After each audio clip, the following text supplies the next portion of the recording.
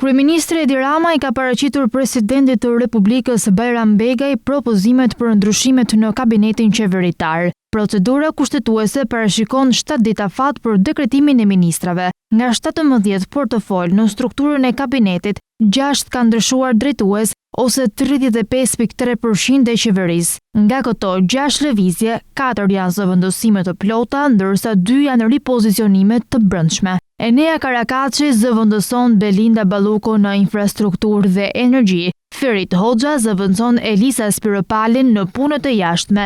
Ermal Nufi zëvendëson Piero Vengu në mbrojtje. Eriona Ismaili zëvendëson Toni Gogu në marrëdhëniet me parlamentin. Ndërkohë, kemi 2 lëvizje të brendshme. Besfort Lamallari kalon nga drejtësia në Ministrinë e Brendshme dhe Toni Gogu kalon nga marrëdhëniet me parlamentin në drejtësi. Një nga ndryshimet më të rëndësishme është ndarja e funksionit të zëvendës kryeministrit nga portofoli i infrastrukturës dhe energjisë. Më herët, ky funksion ishte i përqendruar në një figurë të vetme, Belinda Balluku. Tashmë kemi një model të ri ku Albana Koçiu merr funksionin e zëvendës kryeministres, ndërsa Enea Karakaçi merr Ministrinë e Infrastrukturës dhe Energjisë.